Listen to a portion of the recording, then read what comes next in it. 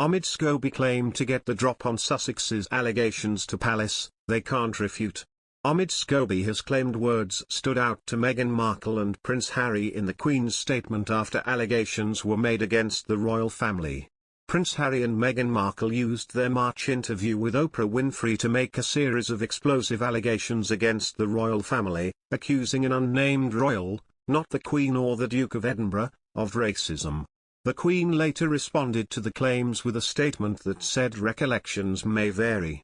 Royal commentator Omid Scobie has claimed in an updated version of Finding Freedom that these words stood out to the royal couple. The Duke and Duchess of Sussex are not involved in Mr. Scobie's unauthorized biography and have distanced themselves from the book. Mr. Scobie said, "It took a while for the Queen's response to come out. The show aired and it was like a day and a half went by. We were told by a palace aide that it was to gauge the mood of the nation before they actually put pen to paper. Also for people within the family to actually see the show itself, the interview. I think as we say in the update of the book, that phrase recollections may vary, which is firstly not the Queen saying that. It's actually having spoken to people within the family, within the institution, and they're the ones saying, that's not how we remember it.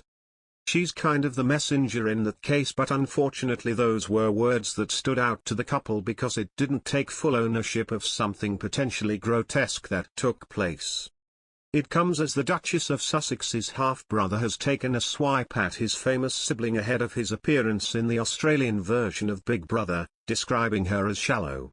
Thomas Markle Jr. criticised his sibling in a trailer for the reality show and also gave her husband Harry some advice, telling the Duke she's going to ruin your life. According to reports, Big Brother VIP, which is being filmed in Sydney and yet to be screened, has lost two of its biggest contestants, transgender star Caitlyn Jenner and Donald Trump's former political aide Omarosa Manigault-Newman.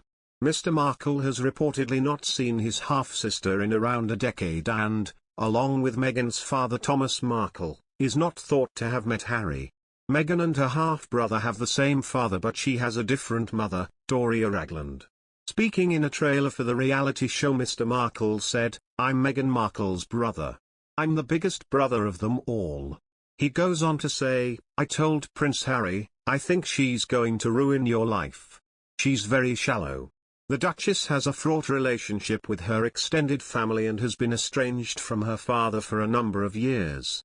Meghan's half-sister Samantha Grant, also known as Samantha Markle, has seesawed between condemning and praising her famous relative and once described her as a shallow social climber. Meghan, Harry blast Palace for deliberately leaking information to discredit them. Meghan Markle and Prince Harry reveal in the updated version of their biography Finding Freedom that they have been aware all this time of the palace courtiers' intentions to undermine them. Before their infamous exit from the family, the Duke and Duchess of Sussex were shocked to see scathing allegations made by the Times against them.